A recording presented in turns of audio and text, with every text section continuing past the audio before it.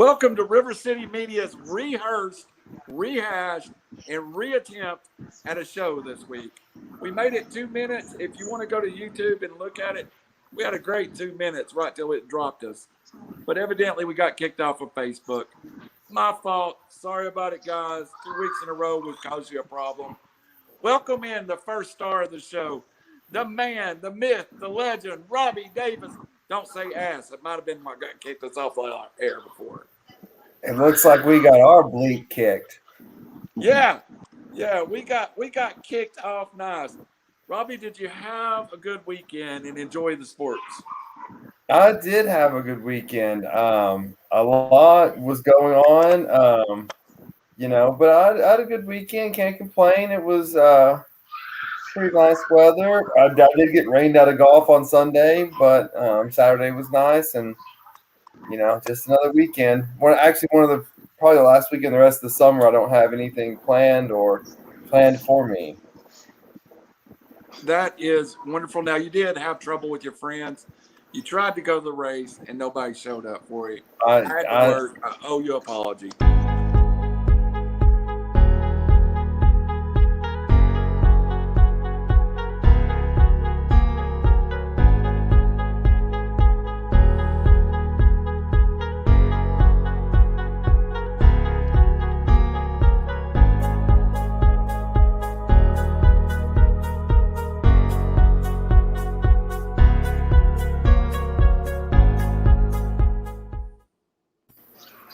We weren't kicked off the air. The system just reset. We're good to go, Robbie.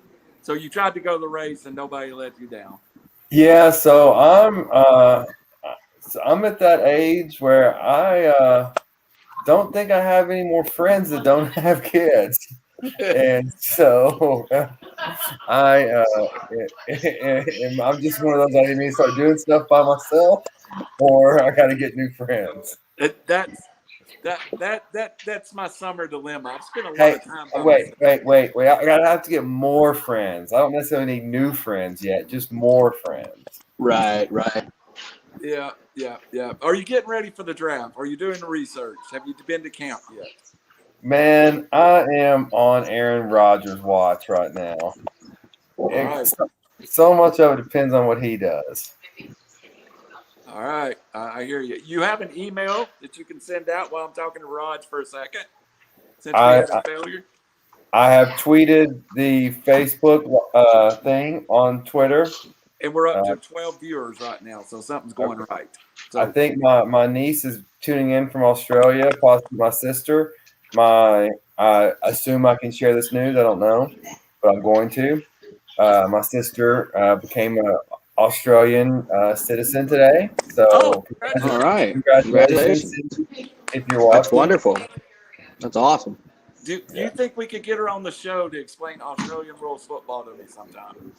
Oh, yeah. She can try. Okay. She'll have to Google what Australian rules football is first, but then she can go from there. It is, that. Do you remember it being on ESPN, or are y'all too young? I don't remember. No, I've been to Australian rules football, but I've been to a rugby game over there, and it is awesome. Yeah. All right, the man, the myth, the man in the low light, the Raj in California still. You got to take your youngest to a Dodger game. Tell us a little bit about that. It was awesome. He YouTube video every day, Dodger highlights. I love LA. I swear I didn't do anything. My wife, being from Chattanooga, she asked for one thing, and that was to let her have the Braves, and I could have everything else. But yeah, he's over here trying to pimp himself on TV. But all he wanted to do was go to Dodger Stadium, and like I said, we saw the Dodgers in Atlanta, and the Dodgers hit one home run when we lost 2 out of 3. It was by Pujols in the top of the 9th when the game was already over, the last game. We got to see 8 home runs, 2 grand slams. I mean, it was pretty crazy. Yeah, they were playing songs left and right. Well, that doesn't really show like where we were close to the field. That's like right behind the celebrity seats. But big thanks to a good friend of mine, Greg Sindici, and yeah, we got to go and it was a really. Even my wife was a Braves fan, and it's a really fun game to be at. It was every other ball was just a rocket, including Pujols hitting a monster bomb off of Josh Reddick, who is the biggest wiener on the face of the earth. But yeah, here's a little bit better shot. We will be that guy. So that was us down there, and that's him. Nice. Very stoked. So actually head back home tomorrow. I'm at my sister and brother-in-law's house now. Lighting isn't awesome for me. I apologize. But yeah, it's been a great trip. Great trip. I just want to apologize to the listeners and the viewers for us getting kicked off because whatever happened, it was not, I repeat, was not related to me saying the word ass. So I just want to make that clear. Now we have a free-for-all. So our viewership would go up if Earmuffs. I say that. But Yeah. Robbie made a good point, Raj. I did have a hat on that had some branded logo, and that could have been part of the problem. So I went to my standard game day Tennessee hat, and I'm going to tell you, I said it once. I want it on the air. I want to keep it repeated. I am going to win the league this year. That's all I got to say. Before enough with that nonsense. Semifinal Randall you'll be lucky to make it back to your home. I was just looking while I was posting on Twitter, and I don't know if anyone's seen today, but we have a lot of ball fans that watch the show. It looks like Kelly Harper just signed an extension through 25-26. Barnes is through 25-26, and Battaglio. Yep. He's signed through 25-26. So all the major Vol sports programs are locked up and coaching stability until 25-26. And then we have football. So we'll see how that goes. We have the 800-pound gorilla in the room that we will talk about later with Tennessee Vol football. It's a shame we can't get the football program pointed in the right direction with the momentum we have in all the other sports. Mm-hmm. But again, guys, we are going to bring you a special. We will make the final planning. It appears it will be. Can we just go ahead and announce that we're going to do it at our alternative spot? We may need to clear that first, Robbie, so we won't put it on the air. But the alternative spot that we talked about doing it at will be where we go to, since I can't get an answer back from our friends at a certain chain. So I like that. A non-announcement announcement. A non-announcement announcement. If you join us next week before I get us kicked off the air, you'll be able to find out about it. The other news that we need to share is that at that point will be all of us in a studio, which I think we're going to try to do more of during football season. Not Zoom, but all three of us get in the studio somewhere, make it a little easier. I think a little funner too. As long as it's not the local, we might even go to a bar. Who knows? I can drive us back home. But anyway, first subject of the night, we'll rehash again. We had a great topic going earlier. The Washington football team, of course, stripped the Redskins from their name a couple of years ago, has sent a questionnaire to their fan base with some of the most ridiculous names I've ever heard. Robbie, you have that list pulled up. Share it again with everyone. Absolutely. So the options are the Aces, Ambassadors, Anchors, Archers, Armada, Aviators, Beacons, Belters, Brigade, Commanders, Defenders, Demon Cats, First City Football Club, Griffins, Guardians, Icons, Majors, Monarchs, Pilots, Presidents, Razorbacks, Red Tails, Red Wolves, Red Hogs, Renegades, Riders, Rising, Royals, Rubies, Swifts, Warriors. Which is out. Well, yes, yeah, Warriors has been out. Thank you. Washington, D.C. Football Club, Washington Capital City Football Club, Wayfarers, Wild Hogs, 32 FC, in parentheses W32. I don't even know what that means. I don't either. But that the NFL is not that old. There's 32 teams. I know that. Yeah. And then keep the Washington football team. Yeah, which one of those do you hate the worst? The Washington Capitals City Football Club is just too many words and it's stupid. And I'm gonna take Raj's point from earlier because it's so good. That is just a European World Football team name and not really American football. That's stupid. We discussed some of these I didn't even know. Griffins, Monarchs, they're just some that don't connect. The only ones that I don't like, but I would go in no order: Renegades, Beacons, Commanders, Red Tails, which is a reference to the African American fighter pilots in I believe World War II. Yes. The Washington football team. I don't get the Swifts. I don't know what that is. Don't know what it's a reference to, but you're going to get a bunch of Swifties and probably get into a copyright war. And then icons, nothing.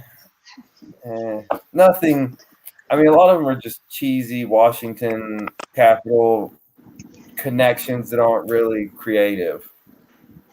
That's like the, hey, everyone shout out what your ideas are, and one dummy's like the president's. So before we go to Raj, here's what I thought they would do. There's some historic names tied to franchises. One of them that no longer exists is the Bullets, so they couldn't go there. The Snipers are close. I like the DC Defenders, but we just had an XFL team that was the DC Defenders. So that's just too close. And that would be a lawsuit in a heartbeat. I like that they try to reference the Hogs, but if you're a 250-pound woman, do you want to walk around with Hogs on your jersey all day? I don't think so. If you're 250 pounds, maybe you don't care. But if you're 150 pounds, you probably don't want to do that. No. I did like the Wild Hogs or whatever that was, but Raj, what was your take of that mess? We discussed it a little bit before. We all like the Hogs reference. The red Hogs seems like they're forcing use of the color red, the descriptive color red. Hogs is a reference to the 80s offensive line, the Hogs, those huge dudes in the trenches for the then Redskins. Wild Hogs, that movie sucked. It was that Tim Allen, John Travolta, Martin Lawrence, Horrible. and William H. Macy decided to go across How do the you country. mess up a movie with that class? I think the movie was messed up when they started to cast that movie. Hey, Robbie, I'm going to let you know when we get 3 Hour Sports, the movie, and after we get our contract, William A. Macy is you. I'm just going to go ahead and say it now. I have no idea who that is. That's you, right? He's the dude from Fargo and the dude that stars in Shameless. And you're probably more like his Shameless character. character. Gosh. But I love Shameless. Yeah, that is so going to be. I've already cast it, and there's only about 3 Indian actors, Rod, so we're going to have to look really close. Maybe a Native American or Hawaiian dude could pass this day and age. We could get The Rock. Yes, I look exactly like him. Yes. Okay. But back to this, we talked about the Armada. It's a reference to the Spanish-American War in 1588, in which England defeated King Philip of Spain and sent a bunch of boats back with their tail between their legs. I don't really understand how that's significant in American history. The Belters, we talked about the Beltway and stuff.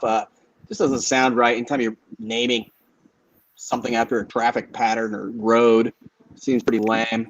We talked about Griffins. There's a high school in Southern California where I'm from, and I hate to give them props, but They're very good because they recruit illegally, and they always have the Los Alamitos Griffins. And a griffin is, I did look this up, is a animal with the body, tail, and legs of a lion, but the head and wings of an eagle. So you got a lot of like lion eagles or something, eagle lions or something would be pretty sweet. We said presidents. So, I mean, how lazy can you get? That's clearly like a Harry Potter reference. That's the only thing I can come up with. Totally. I think we. What about? I think. What about Washington Gridlock or Washington freeloaders, taxpayer I tell you what, extortionists? the one I thought would be on there, and I didn't see it. I swear, I thought the word monuments would be on there. The Washington Monuments. Actually, I mean, of the cheesy ones, I kind of like that. The other one that I was hoping for was the Senators, because I think that has some reference to the old baseball team. It already has some name credibility. So the Washington Senators would be. I wouldn't say credibility. Well, they did 69. If you're over 50, you remember them. What about, I think one point too is, sorry, I didn't mean to switch up, but Rob and I said it before. Anything with football club just doesn't sound like American football. It's, our reference in the international football, i.e. soccer. I like DCFT, the DC football team. Team to me conveys more American football than club. Royals, Rubies. I mean, what country is this? I know we play a few games in London every year, but come on. I swear some of these are just the laziest attempts, and it baffles me. It really does. Demon Cats. Some of these. A clear favorite, though. Does everybody have a clear favorite? Well, yeah. Some of these have to be just to throw these people that are going to get all these copyright, trademark, just throwing them off the path to be like, oh, I'm going to try to get copyrights on all these guys. My favorite, if this is the list, keep the football team. I am 100% with you, Robbie. I think it makes the most sense. It's the best name on there. I like the hog reference, but I don't think they get it accomplished. Yeah.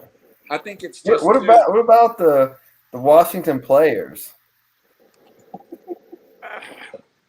Are we going to come out and be like, bong, chicken, bong, bong?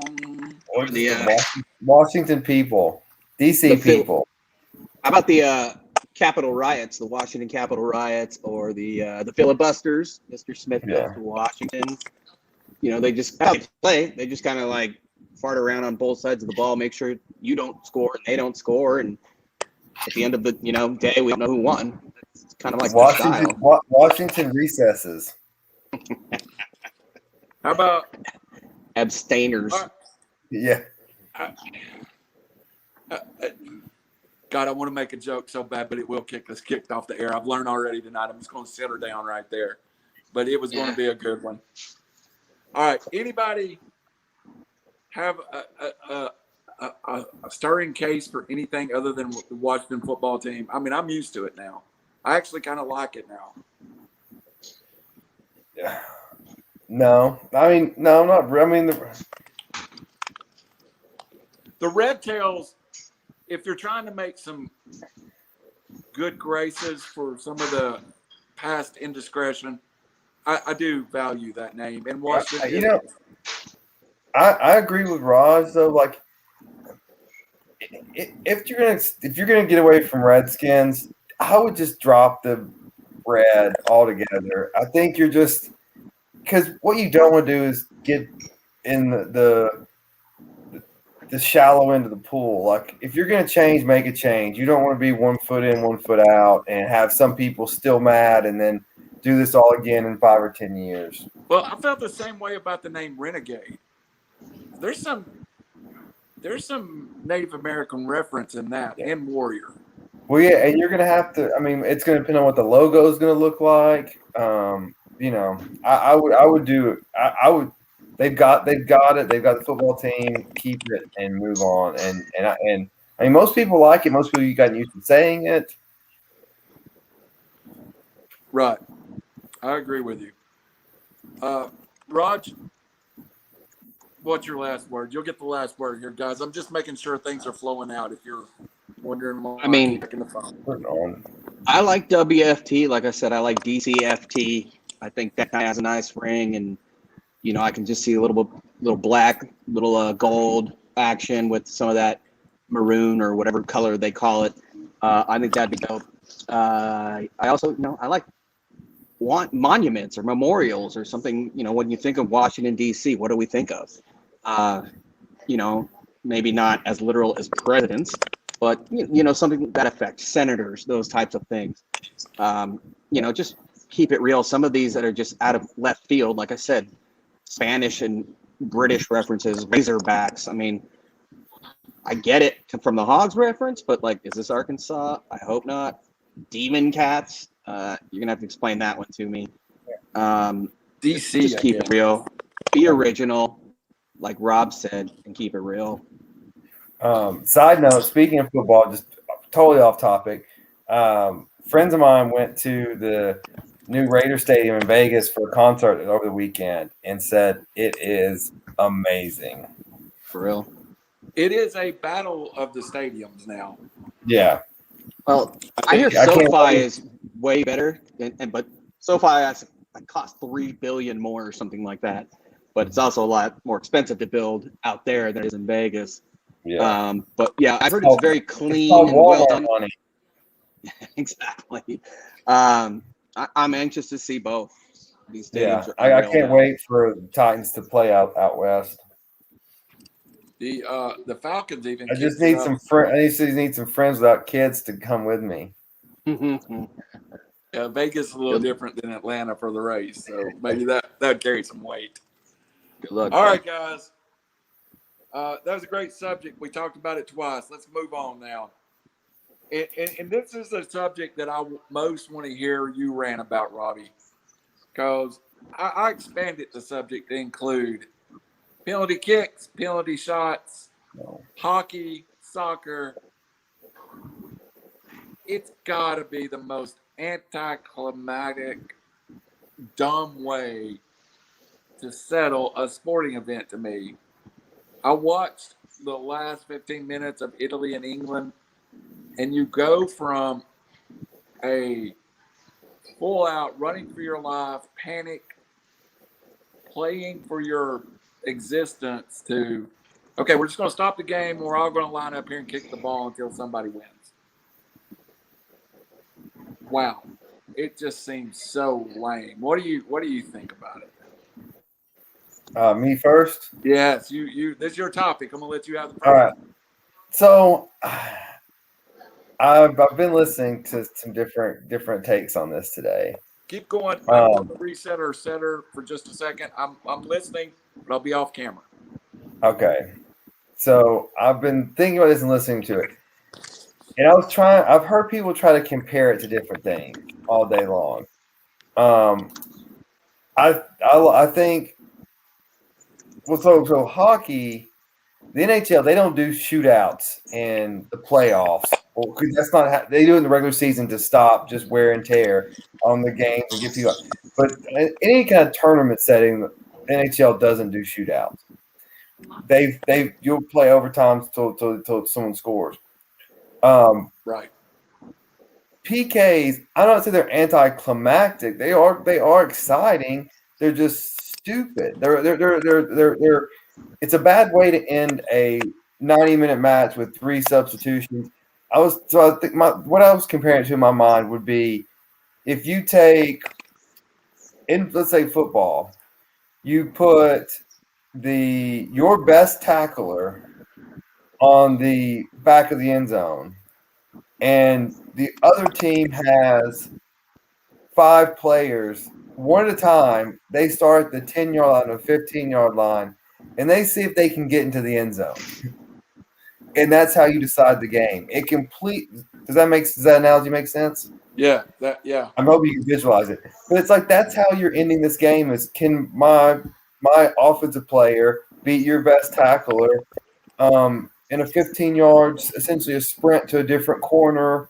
And if you tackle me, then we do it again and again and again. It just changes the whole.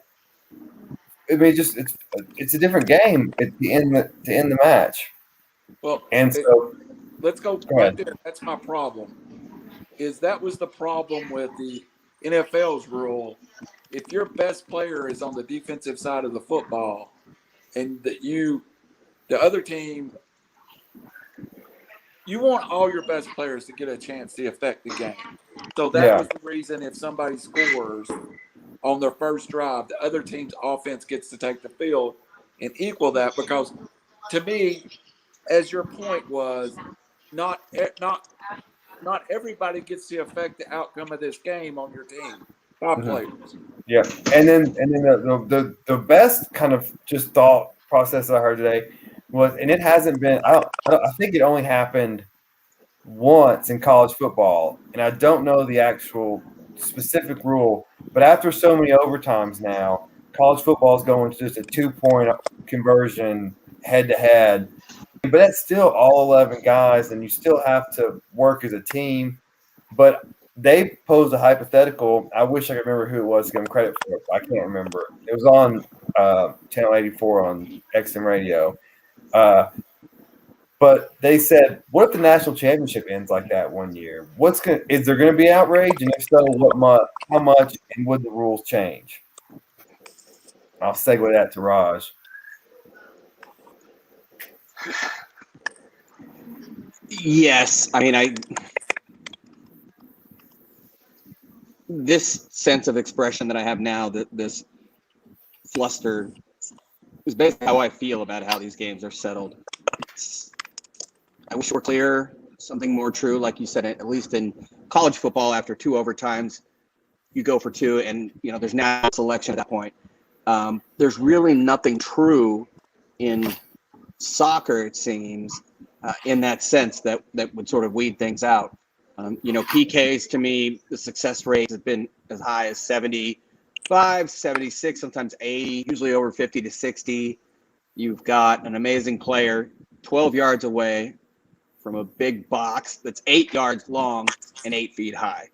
Look at those stats. Hopefully we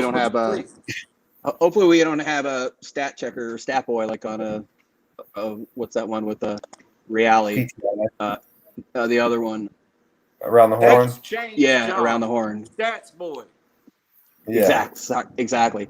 But no, I mean, it's just guessing. And it just doesn't seem right in that sense. I've thought about this a lot. Could there be some sort of, 3-on-2 situation, or I guess that's too hard in soccer, 2-on-1, from 30 yards out. I don't know, but it just doesn't seem right. The same thing happened to Spain against Italy, and then it turned around and happened to England against Italy. It is anticlimactic. It doesn't seem right, and it doesn't seem like an appropriate way to settle, especially things on that stage. I don't have an answer, and I wish I did. I would rather see them pull the goalies and then strategize around that. Keep it 10-on-10, and hey, maybe you keep 2 defensive players in the goal, and how does that affect offsides? And just something because I get it. There's only 3 substitutions per match, and at some point people are going to run out of gas. There's no timeouts, or maybe there's 1 timeout now, but it's not like the other sports where you aren't continuously moving. But yeah, I mean, it would be like running the Tour de France, and then the last stage you're like, hey, guess what? We're going to go swimming now. So I think that pulling the goalie thing is a very interesting idea. Also, and I'll ask this question to both of you: is it only the championship round that you feel like PKs aren't good enough?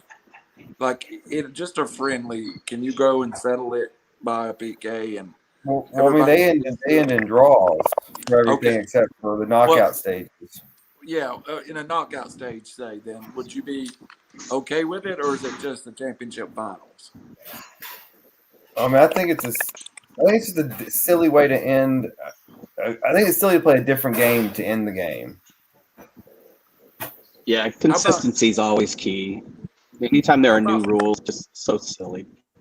How do you feel about baseball putting a runner on second to start an inning in extra innings? Silly, unfortunately. I get it from the stance that, with the pandemic, I think the season, people realize that it is very expensive. It's 162 games. That some of the metrics were stating that games were going longer than they were before, et cetera, et cetera. It just doesn't. I mean, hey, to hit a major league pitch is for a single, for a double, which is essentially what you're granting a player. I mean that takes a very, very, very few people in the history of the Galaxy have been able to do that. I'm not necessarily taking that angle, but it's just a way to speed things up and to help force more points for audiences that don't have the attention span or appreciation for the game to be played how it should be. I think it's stupid, but I get it, especially during the regular season. They better not do that stuff in the playoffs. So I don't remember what that rule is, but even though I understand I'm a hypocrite because I just argue for consistency, but if they do that in the playoffs, I'll lose my freaking mind. I think that's ridiculous. So the one I read that made the most sense, well, the worst comparison, is the two sports that this would be like basketball playing 48 minutes and then settling it with a free throw shooting contest. So Exactly. That really stuck home to me. Basketball is as physical a sport that as can be, but somehow basketball figures it out. But that may be because there's more scoring. But I really liked what Rod said about pulling the goalies. If you can get a shot on the goal, it ends the game basically. But it's not even a free throw shooting contest because it's like they shoot free throws throughout the course of the game. A PK only happens every so often. Like while it's a part of the game, it doesn't happen all that frequent. And the person who I may have the rules wrong, but is the person who's fouled, do they have to take the penalty shot in the course of the game, or can anybody take it? I don't know. We're going to get blasted for not knowing that answer, but I'm not going to say something that I'm not 100% sure of. I think anybody can take it. I think it's always. I was saying your free throw point is excellent. Like playing 1-on-1 down the, to settle a game. And I guess one person can pick, Jordan, the other team can pick their best player, and let's see what happens. Oh, yeah, I wonder who's going to win. And that's essentially it. It's and you have different goalie skills. So one person, it's like you're shooting free throws on different size rims and nets and wind conditions and size of the field. And we are going to get blasted for not knowing the answer to that question. Nothing like picking a. Wait. Are we doing UFC right after this so I can talk about more stuff I don't know about? No, we got another topic next. But we will have a UFC topic later. But it's more a financial question about the UFC. All right. Any final words on penalty kicks? Final thoughts? Going. They're right. dumb. A genie lands in front of you. It pops out and it says, "I'm here to grant you one wish, and it has to be limited to your favorite team in a sport winning a championship." We've already had some talks about this, but Rod, I'll start with you because you've got a lot of championships lately. One team win a championship that you root for. Who is it and why? It's a difficult question. It would have been the Dodgers, and I'd probably still go with the Dodgers. Lakers had 18 to 20. College sports is college sports. I'd love to see SC do well. But the Dodgers and Lakers are LA. I was 12 the last time we won one. We won it last year, and still people are talking trash. It was a pandemic season, etc. Although I'd argue that was a crazy playoff environment. The year before we get robbed by Houston cheating, and all that happens is they lose some draft picks. So I would love to see Los Angeles and Houston face each other in the World Series, and I just like to see us sweep those cheating jerk faces right off the field. That would be my wish, and I would be there for all 4 games behind the plate. So, no love for the Raiders? It's been a long ride for the Raiders. I mean, it's hard to have love for the Raiders in that sense. Of course, I love them forever, and but I also, my pride can fluctuate. I don't rock the Raiders hat too often, as you notice. But the Dodgers, just being in that stadium with 55,000 every night. Lakers the same way. I mean, you guys won't believe how people think a certain part of LA is celebrities and people just showing up and win. LA is huge, and there are so many hardcore fans. I've slept on the streets of Melrose. I know. Melrose. You gotta go a little bit more east, but I mean, there's so much pride in the Lakers and Dodgers. Okay, So, I've slept on the streets in front of the Whiskey a Go-Go. How about that? oh wow, That's pretty. that's some Sunset. River Phoenix type stuff right there. I didn't know D right there. All right, yeah. But I just the Dodgers. I understand, but with the Raiders going to Vegas now, and the Raiders being the Raiders, just constantly shooting themselves in the foot. Just it's hard to continue to have so much pride. I'll always love them. I'll never change teams, but and when they make such silly organizational decisions and whatnot, they don't deserve it. I think the Dodgers and Lakers are where I go, especially with the Dodgers, just because we're very proud of them right now. All right, that's a good answer. Well thought out. See, and I'm gonna let you go next, Rob, because we're gonna hit on the same one, and we've already talked about it. But I'm torn, so I think you're a little more clear. So go ahead. Okay. Well, one, just let's talk about how many championships Raj has enjoyed. When he not only is he naming the team, he's got the opponent and a sweep. He's getting real greedy. Yeah. Hey, yeah. I'm lucky enough to be from a major metropolitan market, so we can buy our championships. So I was looking back. So I will be 37 on Saturday. So I have the teams that I was cheering for that at the time that I was a fan of that have won a championship are 1999 Florida State Seminoles in football, the Kobe Lakers, and Atlanta United. So those are my championships that I've been a part of. And we just talked about our soccer knowledge. So Atlanta United was a little bit of a fringe one, but I don't win much, so I'll claim that. So yeah, so my team, and anyone who knows me probably knows that off the top. It's UT basketball. That would be my. I would be like, all right, I don't have any more championships. I'm good. It'd be like the Cubs winning the World Series, or the Red Sox getting there. So what I really thought is where it gets tough for me is number 2. So, and it's between the Titans and UT football. While I wasn't a UT fan necessarily when Tennessee won in '98, I was at the game. So I saw it, and then there's at least some recency of Tennessee winning it. But then you get the Titans, the Super Bowl, and that heartbreak against the Rams and being a yard short, and all the crushing playoff losses the Titans have had. I think that after the UT basketball, I think I would like to see the Titans break through and win the Super Bowl. We've lost in the AFC Championship game. We lost to the Raiders in what was that, 2002? I I was believe it there. was. Yeah. And then, we've had the crushing defeat in the Super Bowl.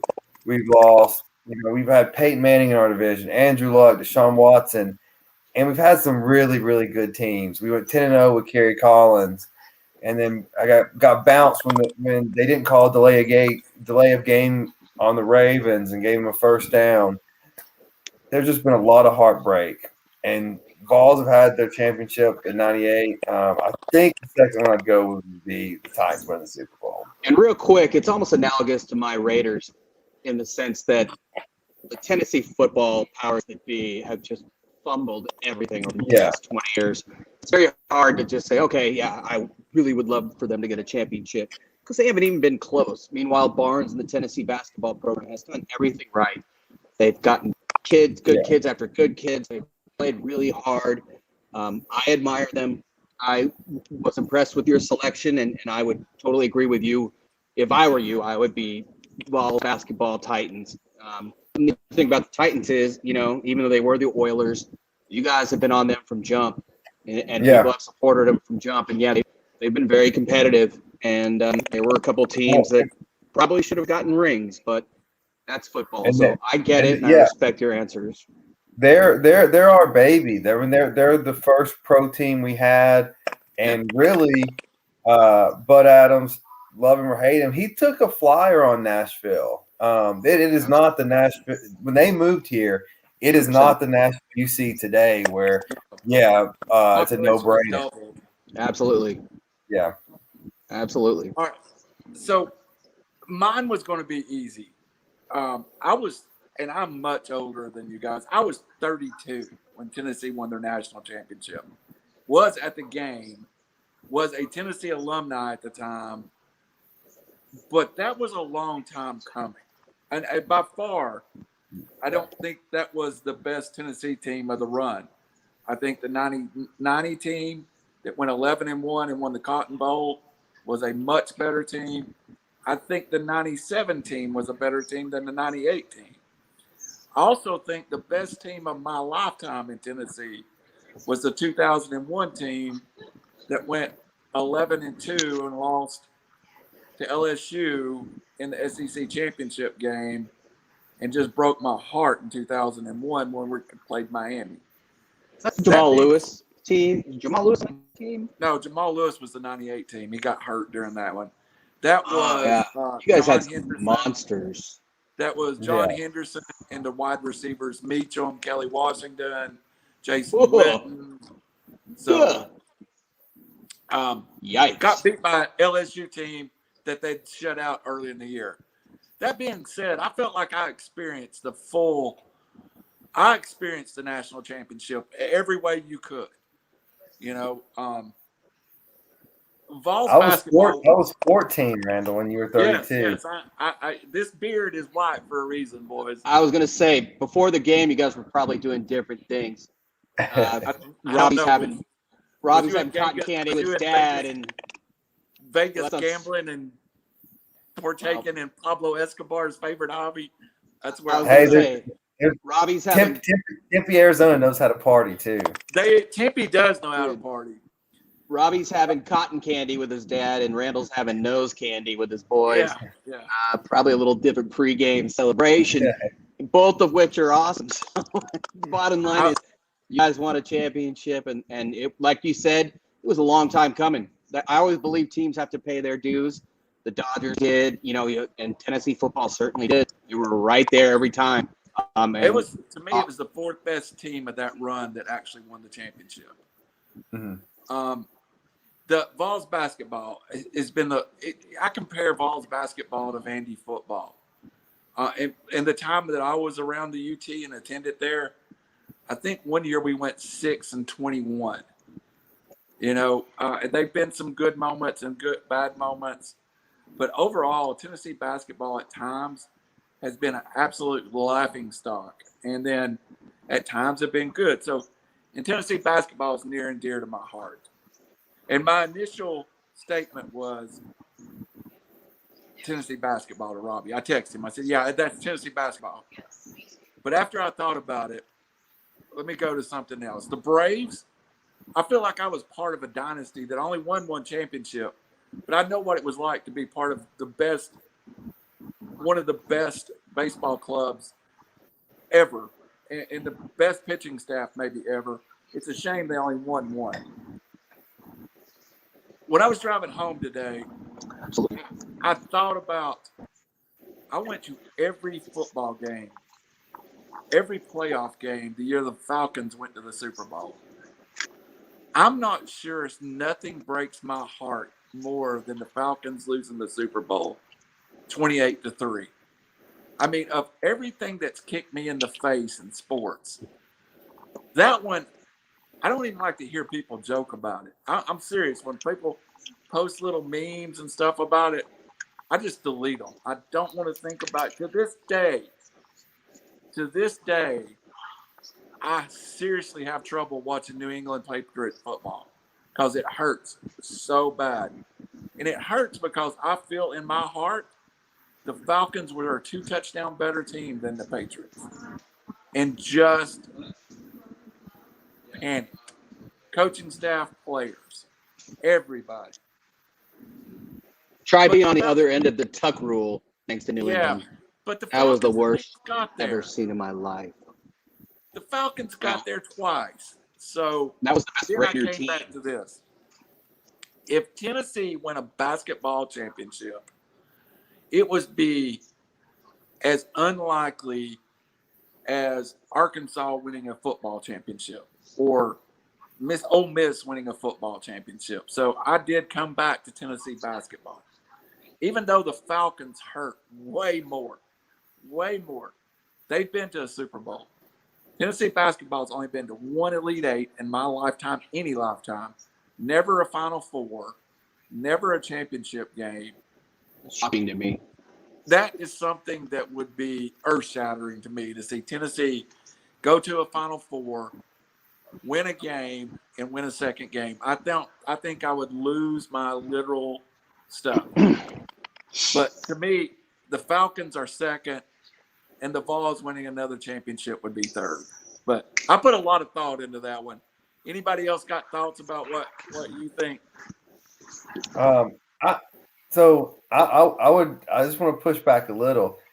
I think it's more shocking that Tennessee has only been to one Elite Eight and never been to a Final Four. Now, we put money into that program and like the facility. I mean, obviously they came along slowly. We built a big arena. Then we had some embarrassments with the drapes, and then Pearl came along and remodeled it. And now the practice facility, I mean, it's ugly from the outside. It's state of the art on the inside. It's an NBA arena on the inside. So the Ernie and Bernie show, and I just for y'all, I was 12 when this happened, was a top 17 that got beat in the opening round of the tournament. Well, and that's when only the conference champions got to the tournament. Right. That was 32 teams. Yeah. Jerry Green had a great team, had North Carolina on the ropes, and gave up a 12-point lead. Also, the year that Bruce Pearl got Tennessee to number one and they beat Memphis, I would have loved that team exhausted. If I wish that team would have been a little deeper so we could have saw what they could do in tournament time. And then last year's debacle. I don't know that it's Final Fours we should have made, Robbie, but there definitely should have been deeper runs. Well, the biggest not disappointment, because and we've talked about this after the tournament. The NCAA tournament is the most fickle of fickle beasts. Like, good teams lose all the time. But the best team we had was Bone, Schofield, and Williams. Kyle Absolutely. Alexander. That team was experienced. They played with it. We had the point guard play. You had guards. You had monster forwards. You had a go-to kid. You were smart. Yeah. You didn't have the kid on your roster. I mean, you don't. That doesn't come together often. That team was loaded. I was shocked they went out when they went out. I thought they were Final Four. Whenever that Purdue kid kicked his leg out in the corner and drew the foul, It was sickening. I know. It was. Expectations are the worst. And now here we go again. Final Four bust on Rocky Top again. Here comes Dave Hicks out with all of his. If we don't make it, fire Barnes. These recruiting class, this talent's not enough. What's the point? Yeah. All-Star game, 5-0 American League leads. I think it's 5-1. Oh, now it's 5-2. It was just 5-1. Nice. I'm going to ask the question differently, and then we'll move on. Of the teams you root for now, who's more likely to win the next championship, Robbie? Ooh. I think good question. Man, because Mahomes is in the AFC and he's going to be there for the foreseeable future, and Kansas City's done a great job at flexing their salary cap. I'm going to take the Titans off the table. I don't think they are. I think their window, they're going to be good for a few, so I don't think they get past it. I think it's going to come down to Tennessee basketball, which I know I'm setting myself up for heartbreak again. Or I think one of the best run organizations in sports is the Predators. The Predators have taken a new team, and they've consistently been a playoff contender. They've been to the Stanley Cup final. They have lost in the Western Conference final. I would say one of those two teams, and based on, Pekka Rinne retired, which, by the way, great career to Pekka. Great, played all 16 years in Nashville. Fans loved him, and it was emotional to see his last game, and wish him the best luck in retirement. But I would say Atlanta United's rebuilding. They're going to be out for a while. How about Tennessee baseball? It's to be determined. They were up there in my mind. I think the contract helps. I think this upgrade to facilities helps.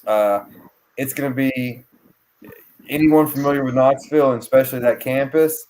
It is tight. It is tucked between a city, an interstate, and a river. And so, how they're going to do this construction, how long it's going to take to redo this baseball stadium and facilities, it's going to be tough. But I think they're definitely on the way.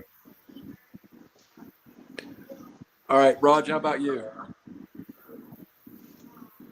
Ooh, all of them.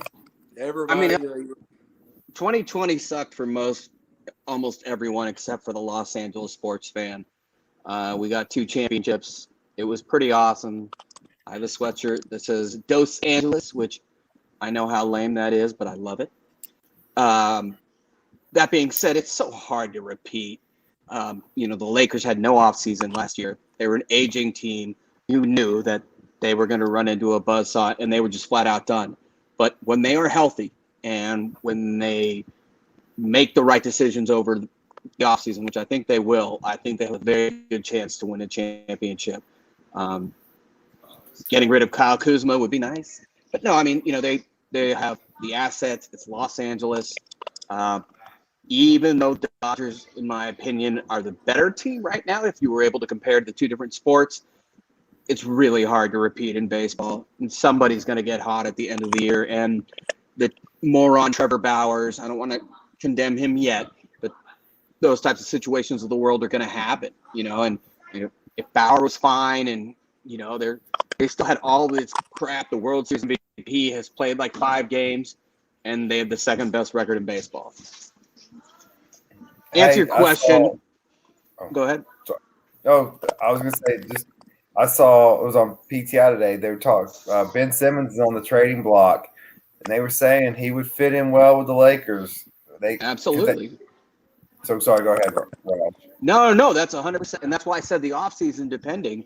The problem with that is I don't know what they'd have to give up, but the Lakers will mortgage the future every day, all day to get a superstar, and talk about a guy that can do everything that's pass first, he and LeBron have very similar skills. LeBron doesn't want to bring the ball up every time. Simmons would have so much pressure taken off of him. They'd be a phenomenal team. So that's why I say, with the offseason coming, the Lakers, I'm kind of leaning that way. And again, with baseball, it's so hard to repeat. But, I think the Dodgers are the best team in baseball. But, the best team in baseball rarely wins the championship, in my opinion. So I just babbled on for like 2 hours. Off season, depending, I'm going Lakers. But I'd rather see the Dodgers. You got to think. Look who's in the finals right now with a lead. The Suns. If AD doesn't get hurt, the Lakers are in the championship again. Yep, they were up 2-1, and the series was over to most, and AD is done. That's basketball, I guess. I'm going to set myself up for a little heartache, and we're running out of time here, so we're going to have to pick up. Might have to skip a subject tonight. I feel like the Braves, with their farm system and all the talent they brought up, they're like a player or two away from winning a title. This year, of course not. With I'm going to reset just real fast, not completely, but we got about 10 minutes and we're going to be off.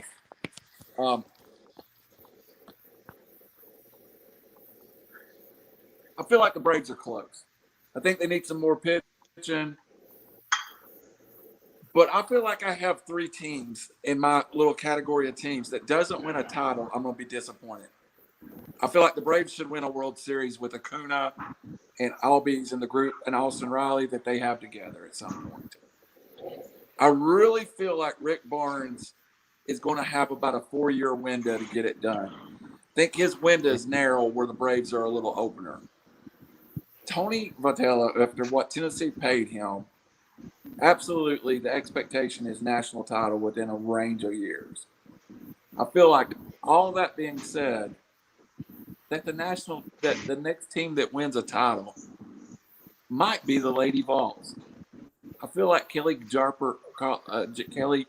Jolly Harper has the program headed in the right direction.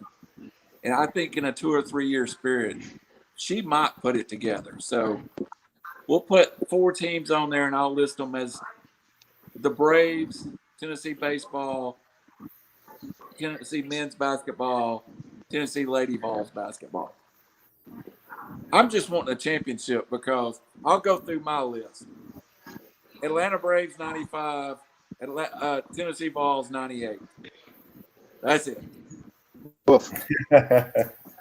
I think you guys, the Braves, need first and foremost a new nutritionist and a new trainer, because that team is not hit by the injury bug, just hammered by the injury bug. I mean, it's starters, relievers, and now arguably the greatest young player in the game.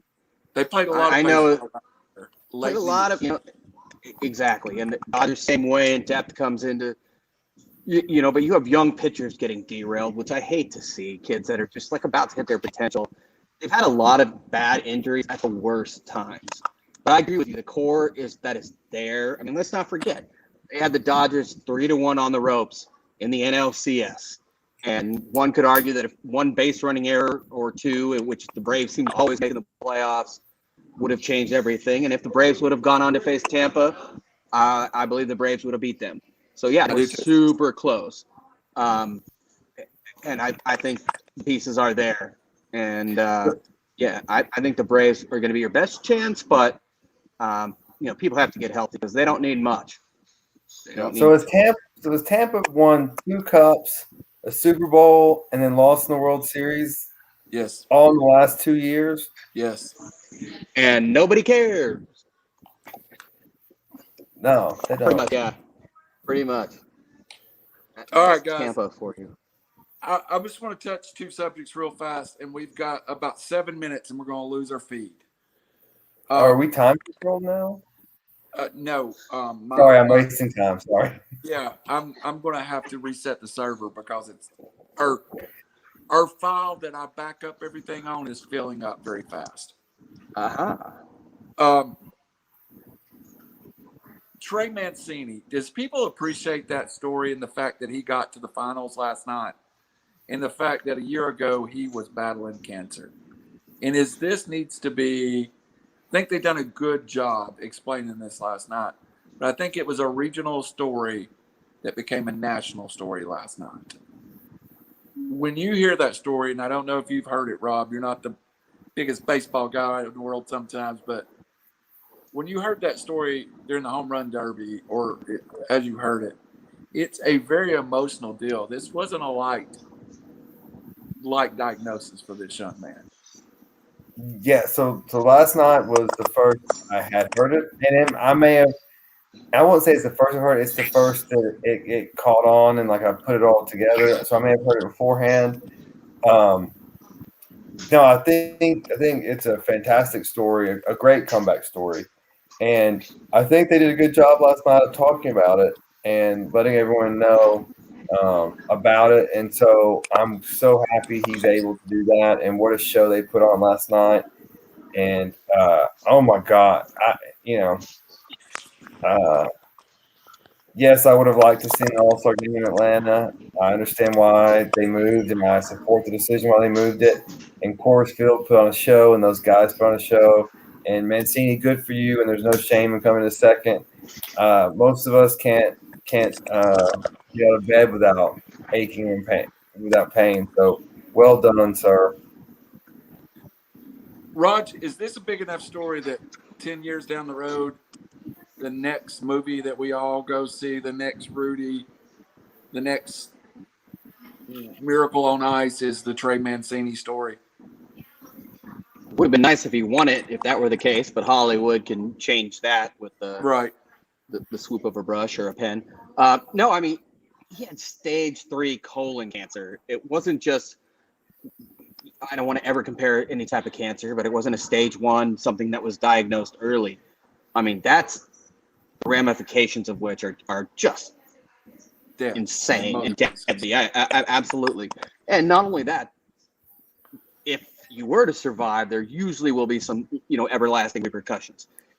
I mean, that dude was a young kid that, came out hitting on fire when he was younger with an organization that has really bumbled all sorts of different things.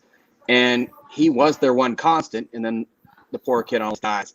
For him to come back and to play like that was amazing.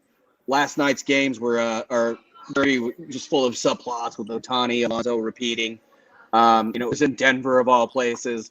So I thought it did a lot for the game, and I thought it was very cool to watch and see young guys like Juan Soto that people don't realize is just a 24-year-old monster. But yeah, I mean, to answer your question, someone's going to turn this into something. I don't see him winning anything else because I'm Baltimore. Hopefully somebody can trade a good team. But it was absolutely remarkable. And especially that. I mean, that's one of the most taxing, 2 hours of, every time. I hate when a Dodger player gets into that. It always seems like it just wears them out. And they're not the right player for another few months after that. People don't realize swinging that much, that fast, that often with no downtime, it likely will mess something up somewhere. And for that dude to do what he did, that's crazy. I mean, literally crazy. Were both of you disappointed by Tony's efforts in the home run derby? Because I turned it on mainly to see Ohtani hit. I didn't expect him to win. It's a lot of pressure, and yeah, the guy's hit 35 bombs right now, and things will probably change when Trout gets back. But like I said, it's a lot of pressure for him to come in, and everybody's just chanting his name, and foreign-born player, et cetera, et cetera. So I didn't expect him to win. He gave the crowd some highlights, right? He hit some 500 feet or whatever. But, it would have been nice to see him go further, and I'm sure ESPN would have liked it, and MLB. But, he did not do I guess he didn't live up to expectations, but it was just a cool field, actually, last night. And what lacked with Ohtani, I think Mancini more than made up for it. Robbie, did you enjoy it? I mean, you're not a huge baseball guy, but was it? Because I did as a baseball fan. I really did enjoy it. Yeah, so I wasn't even going to watch it. I usually don't watch. I think, in my general rule is I think All-Star games are a waste of time. And I wasn't going to watch it. And then, you know what? I was like, we're probably going to talk about it, so I'm going to flip it on. And then I found myself very enjoyed by watching it and the entertainment. I didn't think Ohtani disappointed. I found it remarkable that I think he was telling the truth that he doesn't take batting practice. And because he said that came out yesterday, or maybe I just heard it for the first time yesterday, that he doesn't do it. And you could tell he was dying out there, which I think makes it even more impressive that he was able to tie Soto and go into the extra time. But I mean, yeah, that was what it looked like with me playing 3-on-3 over the 4th of July. Yeah, like I don't do that all the time, and so yeah, I thought he exceeded my expectations. He didn't win, but I mean, it's a gimmicky thing. I mean, but I thought that the way they were pitching so fast, I was worried that one of those kids was going to get hit because like there'd be pop up and they were all looking up, and the next pitch and it's like a line drive. I'm like, oh no, something's going to be bad. But no, I was thoroughly impressed. Alonso, good God, it was like Paul Bunyan out there, just high floater. There were some picturesque shots. One thing that I've never liked, though, is, Ohtani had 28 home runs. He had more than two guys that advanced. And I get it. It's the matchup, et cetera. But there's been times in the past where one dude has had like 60 homers and lost because, in one round, he had 52. And to me, there should be a more of an equivalence or, some sort of way to make that fair. Because if I won the championship to this matchup format, Randall, it must have been like 5-10 years ago. I mean, it wasn't always like this. It's probably about 5 years ago. Okay, I just remember it being like the top 5 advance, and then you move on. Yeah, that's the way it was for a long time, and I'll admit I like the head-to-head. There's a lot of drama there. I wanted to see Ohtani advance very badly, and maybe it was a guilty pleasure of mine, but I wanted to see him advance. They should do like something like the NBA does. Like whoever's the top seed gets to pick their first round opponent. Yeah. Or, have qualifications for the one that has the most home runs or the one with the most combined feet, because it was Colorado. Yeah. There was like 10 home runs over 500, along with the guy that, manages to get through the one-on-ones. There's countless possibilities. It's kind of like the electoral college right now, though. The popular vote doesn't win it, and that's too bad. Not to say Pete Alonso is not a deserving dude, but MLB has been known for not quite maximizing their own potential when it comes to marketing and other things. And to me, this is just another example. So while we're on baseball, before we leave the subject, and we've kind of talked about it, and I think I bought us some more time cleaning my hard drive. We talked about the Braves and the injuries, and I really hated not seeing a Brave represent in that home run derby. Since if it had been in Atlanta, one of them would have been. Acuna gets hurt right before that. Do you think the Braves are done now, Raj, and they need to start selling the team off a little bit and reset for a run 2 or 3 years down the line? No.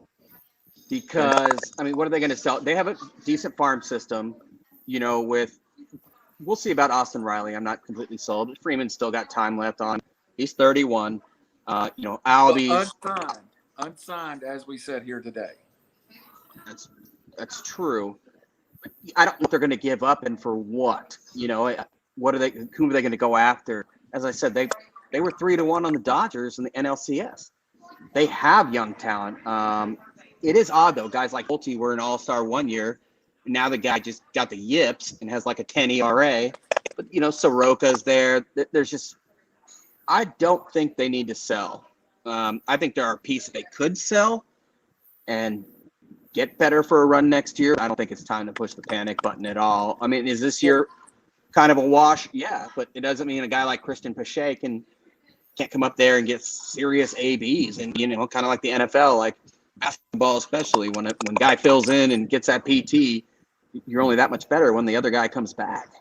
They are some pieces like Travis DiNardo that you could sell off because it seems that the catching job has been secured.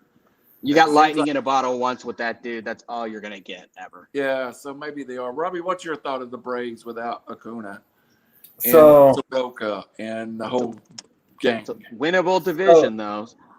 Yeah, so I think this year it's kind of just went down the tubes. They were already teetering on the should we be buyers, should we be sellers. This puts them into the sellers category, in my opinion, but not a strong sellers. I would say this is like a GME or AMC. Only sell if you absolutely have to pay your mortgage. Stick with the course. We've talked about how they've up 3-1 on the Dodgers last year. They've got young talent. They've got a good farm system. The future's bright. Don't overreact to this news. So if a good deal comes, if somebody comes with you and blows you away with some prospects for somebody, okay, take a look at it. But don't overreact. And just they are building a good product, a good team. And good God, the fan, but you know what it is? On Monday night, I'm going to the game. Do you know what they had the audacity to charge at the Omni on Monday? Guess. One night. Oh, I just stayed there, so I know. $225. No, it's even more than that. With everything in the valet, it's probably gonna be like close to $400. $840. What the? Why are you going there exactly? Who's paying for that? No. I'm not paying for it. That's what the room was. And I mean, the Padres are like that. The Padres are a young team too, but they don't have any real fans. No, they have none. But if you book, like we booked 6 months in advance for once, it was almost 400, or maybe more than 4. But if you book last second, you're done. It'll be huge. Yeah, we're staying in Midtown. We're just gonna. I called the Omni. I'm like, is this some kind of mistake? I was like, $840. I was like, I can Uber from Chattanooga and back for much cheaper than that. Agreed. Ridiculous. I think you're both right. I think the Braves need to sell off maybe some relief pitching, maybe get a little, I don't think they need to overreact. I think that's the big deal. We don't overreact.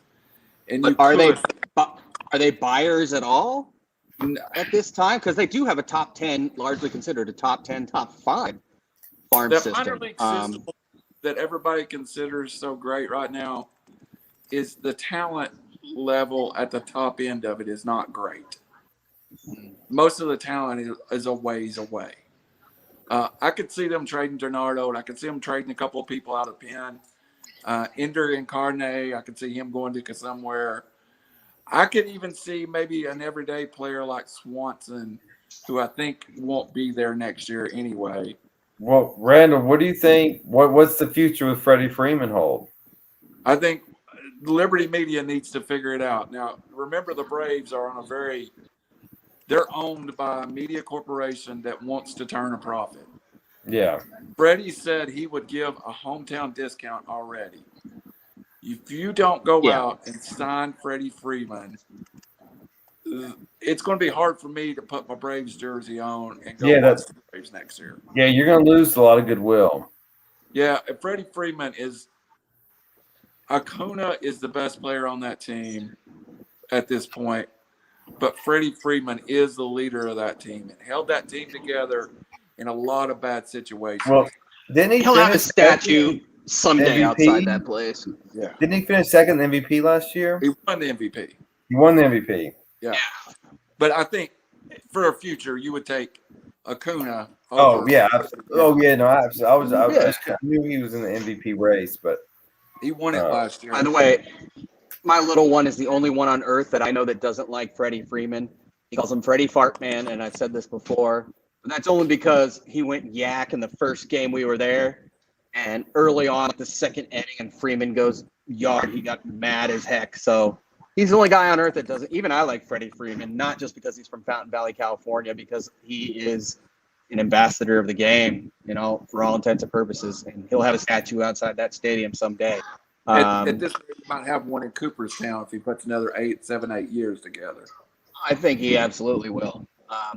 By the way, quick note, I know the game's moved from Atlanta. We don't need to talk about that at this point, but they did honor Hank Aaron with, his wife. Absolutely. Freeman was out there, and Judge was out there. So they certainly did an ode to Atlanta and, 755. He's wearing 44. Yeah. There So was a reference to Hank. there was respect shown in the least. But so, anyways, I thought that was an important. But of course, the AL is beating the NL again with ease. So, what are you going to do? Just think, you crazy politicians in Georgia, you could have had it in Atlanta if you weren't crazy. And Randall would have been there. Moving on to the UFC. I'll go there. Past weekend, the fight of the year. Conor McGregor versus Dustin Poirier ends with McGregor on the ground with a broken leg. Also, I want to read something to you guys, and then we'll get your gut reaction. And I think we're going to make it through this, and we can finish the show. Conor McGregor. I'm going to read you his record since beating Jose Aldo, when he did in 2015, was probably the most dominant fighter in the world. In his next fight, he was submitted by Nate Diaz in 2016. Next fight, he beats Nate Diaz. So he goes 1-1 with Nate Diaz. He then defends his title in 2016 against Eddie Alvarez, who has been 2-4 since that in wins. He loses the title to Khabib and walks away for about a year. Comes back and beats Donald Cowboy Cerrone, who is 0-6 in his last 6 UFC fights. Loses to Poirier. His wins are over Nate Diaz in a rematch. A guy in Eddie Alvarez, who's no longer in the UFC, that finished his career 2-3.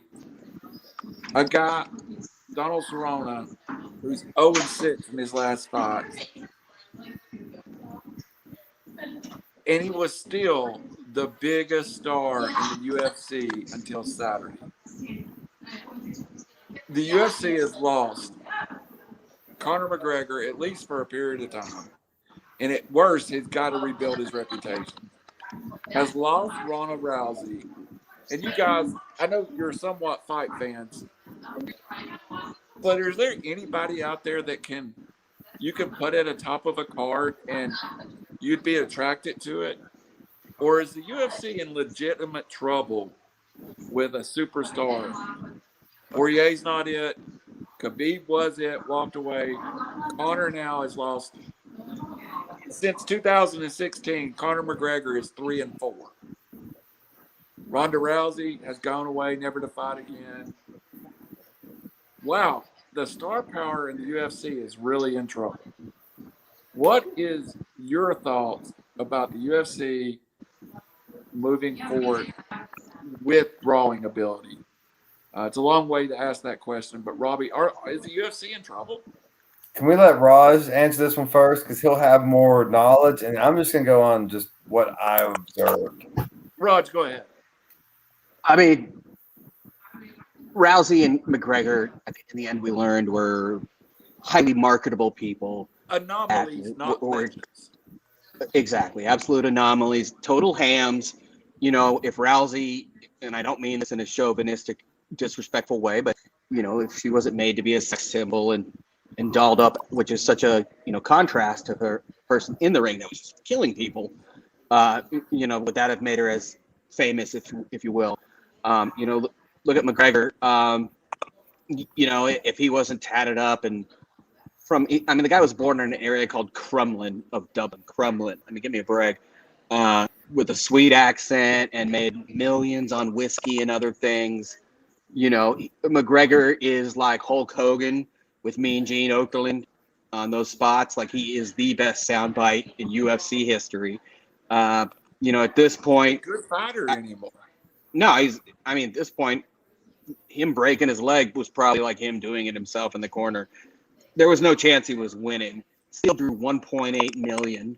The biggest, I think, in terms of pay-per-view buys. I think the top three, the top number one was 2.4 million, which was also him. I think that was against Khabib, but you know, it's just marketing, and that's what, you know. Like I said, I have a lot of respect and an affiliation, a friend of Beneil Dariush, who is not the guy that's going to go out there and say he's going to rip your head off, and you know, like he's just a straight up good kid who's religious, who believes that his fighting will do the talking for him. Unfortunately, that doesn't make a ton of money for you. It is ranked ahead of Conor, but in general public, Benny Dariush, you have to be a fight fan to know who he is, versus general public knowing Conor McGregor off the top of their lips. Yeah, Poirier. I mean, that's what it pisses people off about McGregor is, you know, he's just a free pass to the great fights, and he draws fans. So, but that's what the UFC is. You know, it's entertainment in the end, and then they prove it. It's not for the true fighter. And if it were, we wouldn't see fights like this. I mean, people spent $50, $75, 1.8 million, even globally, there was just a ton. And it was an awful fight. You know, barely went around. The guy broke his leg. I mean, give me a break. Do you even know who the champion in that division is now? And you're right a pretty now, good fighter. I knew you were going to ask me that. If he fought in lightweight, I don't remember right now. Charles Oliveira. Yeah, that guy's a beast too. He Oliveira is the champion. That's right. Yeah, he's the champ, and nobody even knows who he is. He doesn't get these kind of fights. Which, you know, no one ever said Dana White wasn't necessarily Ed McMahon, but it does take away from, you know, the authentic sport aspect of this. There's no doubt about it.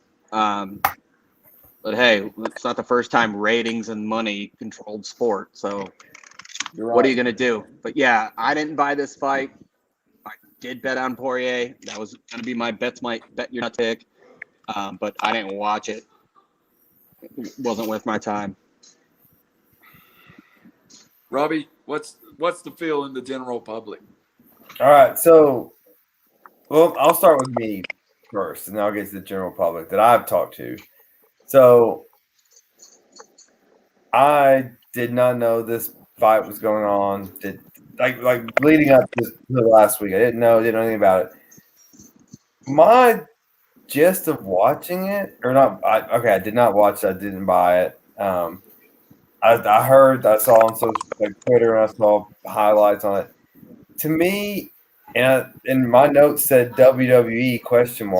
And going on what Raj's point is, this is what it's starting to feel like. It's all hype. It's all like choreographed. It's all to make money, which that's what I mean, we're doing this. Hopefully one day we'll make some money, and that's the goal for everything. But I'm curious. I read today that the UFC partnered with AMC as far as showing the fight in theaters for $25, and so I'm interested to see if that took. At first, I'd heard of that. And sorry, I'm jumping around topics and we're on time, and I also don't know a lot about UFC. But so my point to the general public. Well, I asked just every Friday out of curiosity. I asked my staff what they're doing for the weekend. All three girls in my office said, "Oh, it's a fight weekend," and I'm like, "Really? You know, who's fighting?" And they were all like, "Oh, Conor McGregor and Poirier, or whoever it was, the other guy, Poirier." And I was just like, okay. And so I'm like, has this become kind of a quarterly, not as big as a Super Bowl, but as a, hey, we're ordering this and we're getting friends together. They were all having friends over. Like, is it more of a social event to be ignored? Good point. And that's just what people are doing. It's 65, 79, whatever it costs. But that's still cheaper than a couple going out for dinner or two couples going out for dinner. So is it just becoming this kind of calendar magnet, for lack of a better term, and that nobody cares what the product is? Because I haven't heard anybody say, "Oh, that's been a great fight here recently." It's been, "Oh, we're getting a fight," but even with ESPN having the contracts now, I know this one's pay-per-view, but they have the contract, and everyone knows if ESPN has something, they promote the hell out of it because that's how they make money. And so that's just kind of where I'm at. Is this just a, especially during the summer, is this a calendar placeholder till we get to football? That's a good question, and I would also tell you, in the last 3 UFCs, the co-main and feature bouts have been much better than the headliner. Like we've had Benny's fight with Ferguson. We've had Gilbert Burns pulled a huge upset on the undercard of this over Wonder Boy Thompson. And it's like the best fights are now not at the top of the card, you know? It's like it's like the UFC is trying to attempting to make superstars, and that's what it feels like to me as a fan. Well, to draw 1.8 million paid views on a fight that started on the East Coast at what, 11 or midnight or something like that? Yeah. I mean, that's amazing to me. And that's globally. So Europe, etc. Yeah, that's also, that's the middle of the night in most places. Yeah. You know, like it's even more insane if you think about it. You know, we do a UFC show. Me and my friend Andrew Howard. Do you know we have on that show the most eclectic audience I've ever seen? We have a follower from Israel. We have a couple of followers from Europe. We have a guy from Canada. I mean, every time we come on, these guys are on there. We started trending in the UK. Our show was at the top of the Facebook UK, one of our listeners. And it seems like it's almost bigger other places than the US right now. Well, let me ask you guys this, and it's just a question. Did boxing just completely drop the ball and fall asleep and just didn't? I mean, almost like Yahoo didn't see Google coming, or was this just a different style of fighting that boxing no longer relates? Because me growing up, I'm the youngest one here. Tyson was there, Holyfield, Lennox Lewis. Like boxing was massive, and even in like my parents' generation, you know, Ali, Frazier, like that was the sporting event. There was nothing like a big fight night, and I'm a boxing fan that went to UFC because exactly what you said. Boxing dropped the ball. I mean, even in the days of Sugar Ray Robinson, Tommy Hearns, Marvin Hagler, you know, Golden Boy, you know, they were always a fight, and it was similar. But UFC, and they are great fighters in the UFC. I think we're going to get a matchup with maybe Benny versus Justice Gagey with a chance for one of them to get a heavy lightweight championship. So, yeah, I think that's a good point. I'm a frustrated fight fan that went to UFC. I just think there's a lot of reasons for that. Dana White was definitely a better marketer than boxing. Boxing was definitely, there were more hands a cookie jar. When it came to dominance in boxing, you know, we all love Tyson and even Holyfield to an extent, and Lennox Lewis, these monsters, but that really only promoted the heavyweight division. Whereas, you know, later we saw Pacquiao for Mayweather, and even Mayweather. Those were also characters, guys that could be marketed. But for many years, you know, growing up, nobody knew a light other than Sugar Ray Leonard, who was, I couldn't even tell you the weight class. I just knew he wasn't a heavyweight. Now you have submission holds, and it's an octagon, not a ring, and the lightweight champion can be just as popular, if not more popular, than the heavyweight. There are a lot more technicalities to be scored upon, and yeah, broader weight divisions, but boxing, just Dana White, for whatever reason, and I hate to say this, it's America today. It's like, why is football the most popular sport? Because everybody likes to see you run into each other and see quick points put up on the board, even though there's like 17 minutes of actual playtime. In society today, we want to see people try to maim each other and submit each other and show real dominance versus just Or punch, gambling. punch. Fantasy football. Exactly as well. It's just a different era nowadays, and I think we have de-evolutionized, if you will, in some respects. But it doesn't mean that boxing can't come back to where it was if the right. But I think it's certainly boxer dependent, because boxing's boxing. It always has been. But the UFC seems to be evolving. In that sense, yes, I think it's in trouble.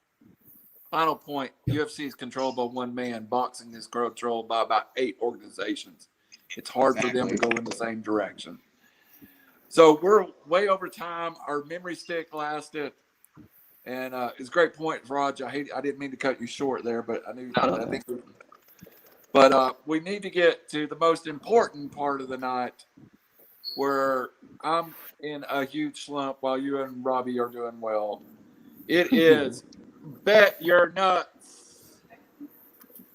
Who wants to go first? I'll go first. I'm going into the world of NBA. By the way, I split on my Braves. I won my double up. They went 7-5. They had a chance until Kuna got hurt, and then I was gone. My bet busted. In the world of the NBA, I watched a TikTok that has a dog that predicts finals.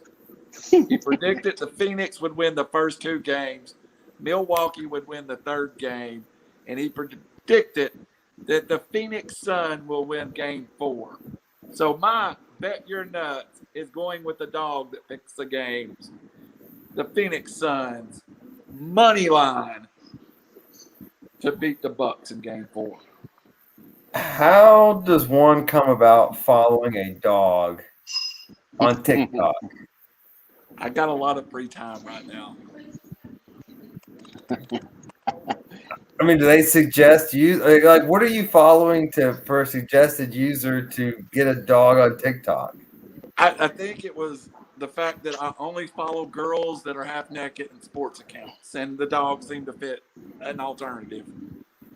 So that's the reason. You probably should try to follow pretty girls on TikTok. Oh, that's true. That's true. But too many jokes right there. But if the dog has been perfect, I'm going with it. Speaking of TikTok, I was told by my niece and nephew that our old asses need to figure out some sort of presence there. So I was like, okay, no problem. Now, we do own RiverCity-Media on TikTok. I just can't figure out how to make it work. I just thought it was about boobs, quick videos, and dogs picking games. I didn't know there was anything else. I don't even know what TikTok is. Is it? On to the next question. Robbie, what's your mention? Raj, we'll let Robbie go last. I'm actually going to take Milwaukee money line tomorrow. I know that's not like the safest pick, mainly because I think the NBA. Dog is Phoenix. Actually, I'm usually on board with dogs, literally and figuratively. But the NBA, and I hate to be this guy, they need a series. Nobody gives a crap about Phoenix and Milwaukee. I forgot the games were on. So I'm taking Milwaukee next game. I think Phoenix will win the series. I think CP3 will get his MVP. But tomorrow, lock it up, Milwaukee money line. Even though they're a 4-point favorite. Robbie, I'll give you attention. Since so Raj made that bad pick, he didn't watch the dog. With the dog, man. But if the dog's right, Raj, you're going to hear about it next week. No joke. Story of my life.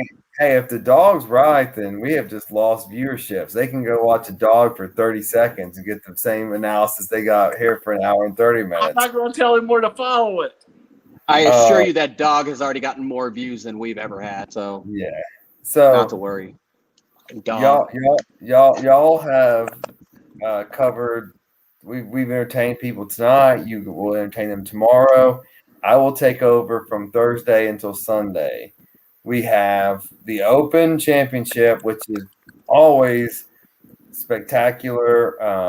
One of the best reasons is because you can stay up late or wake up early, and there's always drinking as an excuse because hey, the Open's on, watching TV. So I've got a little bit of equity built up in my Bet Your Nuts pick, so I'm going to go out on a little limb here. Not a huge limb, but I like these odds. So I am taking Kepka to win at plus 1,600. So I will bet $100 right now to win 1,600. And I like him. He's a good golfer. He's one of the best golfers, and I'll take him at plus 16. He's which is interesting though. He's the third ranked player. So we got Rahm at plus 700 and Spieth at plus 1,400. Spieth hasn't won anything in forever. I like Koepka over Rahm. So I think I'm taking the favorite in my eyes for plus 1,600. The dog picked Rahm. The dog picks golfers too? What? The dog picks all sports. He's multi-talented. This ain't just your normal dog, dude. Have we assessed how the dog actually makes its selections? Is this a person dressed up as a dog? No, they throw a ball up in the air and he pops it off his nose and it lands in a trash can. So he picked Rahm. How many trash cans do they have? Yeah. Well, I think there was 3. And who throws the ball? Who's the other two golfers? Was Koepka a trash can option? I think Koepka was a trash can along with. See, now you're just making things up. Ball regulation size. Yeah. What type of dog is it? Exactly. I'm going to send you a link to the dog picking the NBA finals. I feel like I can. Full disclaimer: my dog makes my picks too. Okay. All right. Well, the dog did. I will post a link to the dog picking the NBA finals. The dog really didn't pick the golf match. Well, of course not. That's just ridiculous. Now I got hey, y'all cut into my GME research. Oh yeah, absolutely. Well, Mr. GME, do you have some final words for us? Yeah. So, thanks for bearing with us and watching us. We got good topics tonight. I hope we get a lot of soccer hate mail since we didn't know how the penalty kicks work in real time. And so educate us, please, so we will know. And then, yes, should be a good weekend. We'll have a few friends coming in. If y'all want to come hang out, it'll be a good weekend. Not y'all's and the general public, but just actually you two. I thought you were just inviting everybody. I was going to ask if the dog was invited. No, I will. Yeah, you can tell my gambling budget's been taking a hit because there's no more price match guarantees on charity. This has been a fun show, though. Raj, what's your final words? We had the MLB draft this week. The thing I thought of the most note, even though they're from Los Angeles, I love the Angels. But for years, they've just had mashers. Now Upton's pretty much dead. But they have Ohtani, Mike Trout, Anthony Rendon, the World Series MVP from a few years ago. I mean, they're just mashing the ball. Can't remember the kid's name at first base. They selected 20 pitchers in the 20 rounds, which was the first time that's ever happened. So good on them because their pitching is terrible. And they just always had mashers. They got rid of Pujols, who's now been crushing it for the Dodgers. But yeah, with a team with just phenomenal hitters, probably arguably the two best in the game right now. And two Ohtani and studs at AAA. yeah, And Joe Adele and Brandon Marsh. exactly, JoJo Adele.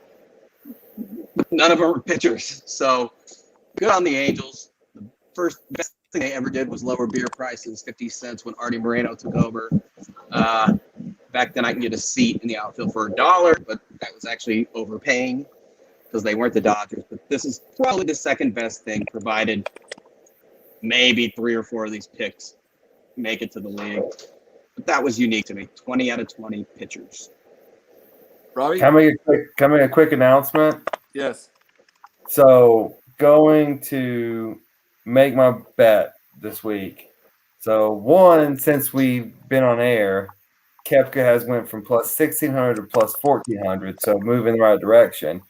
But of greater note, fans of the show will remember why I'm no longer on DraftKings and I am on BetMGM now. Me too. Who will finish in the top 5? Parentheses, all ties paid in full. Thank you. That's how it should be. DraftKings, get with the program. It's unacceptable. Even the top 10 says that. Never. I can't even remember the term they even use on that. But They're stealing boycott. money. Yes, boycott DraftKings. But yes, I'm placing even at 1,400. I'm taking my odds down, but I still like it. All right, my final words tonight, and this is going to be the third week we've talked about Baylor High School, but rarely do you hear of a kid being drafted from somewhere like Baylor in the first round. Cooper Kinney, a second baseman from Baylor High School, was picked 34 overall to the Tampa Bay Devil Rays.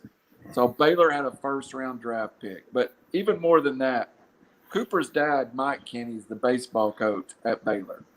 I've known Mike. I grew up with Mike. I've known him since he was like 3 or 4 years younger than me. So this is twice now that I've had friends or acquaintances have sons drafted in the first round of the MLB draft. Of course, Wow. you know, Dakota Hudson is a starter that's out with Tommy John, was a first-round pick of the Cardinals a couple of years ago. So owed to this area and the baseball players that's being produced in this area, Brady House, who was a Falls commit, went 11th overall, and of course he's going to skip college now and go straight to the Nationals. The Tennessee had another commit picked in the second round from the Nashville area that said he's going to skip the Major League Baseball contract and go play for the Falls. Wow. So the Chattanooga, East Tennessee area, the fact that I know 2 kids that have been drafted in the first round really speaks to how well the baseball programs in this area are run. Now, I said all that to say this. My friend Michael Smith, he coaches his son Jackson Smith, who's a real high-level 12-year-old player, and they play travel ball. And the travel ball teams are able to generate the income. But I just heard that our local Little League is struggling for money. So I'm going to make a donation in the name of 3R Sport to the local Little League Association, because we don't get major leaguers unless we have rec ball and travel ball and every other kind of ball. So, you know, it's easy to forget about the kids that are maybe not as talented as other kids, but they put their heart and soul into it. So when you see kids running a car wash, out collecting money to buy uniforms, they're making an effort to play sports themselves. Take the time to support those kids, man. Take a time to support the kids. And, All right. and just one more piggyback on that. You don't have to get your car washed to still support them. No. Swing by and just drop some money. No, I know I've done it before. You're on the That's road. what You don't have time to stop and get a car wash. Just swing by, drop in some money. Feel good about yourself the rest of the day. That's how we done our donation. The kids were raising money. They were doing the work. So instead of having them wash my car, we just made an anonymous donation. Mm-hmm. So That's that. And I see kids all the time out in traffic almost holding gloves and stuff trying to raise money. Good kids grow up at the ball fields, so don't forget to support it. All right, guys, it was a great show. We brought some energy tonight, even though it was the second week in a row of bad production. Thank you. I think y'all are staying sober for the game, for the podcast. I don't know. I might need you to start drinking more. Does that tell you? No. But no, it was good times. Like I said, back to East Tennessee tomorrow. Excited. Always refreshing to go home, especially when you get to see your team win 22-1. Your 7-year-old be ecstatic. He's actually outside hitting penny plastic golf balls for home runs. No, just to see the look on the kid's face, you forget. I remember when I had it, but to see it on your own child, it was very cool. It was very cool. And I saw it 8 times because we were hitting the crap out of the ball. So Mookie with a grand slam, it was great. It was a great, great day. So forget not only, take care of your kids and their other people. These summer-long, year-round sports, club sports are very expensive, traveling and whatnot. But, also if you can, take your kid to a game and just watch their faces light up. That's I've never seen that smile on his face. And when he was high-fiving people that we didn't know all around us, the beauty of the home game finally, I swear it was like Christmas morning. So before I wax sentimentality. Yeah, for kids and adults getting back to normal life and sporting events. Guys, y'all want to stay on? We'll cut the live feed and stay on for like 5 minutes and discuss draft and stuff like that. Everybody, good night. Good night.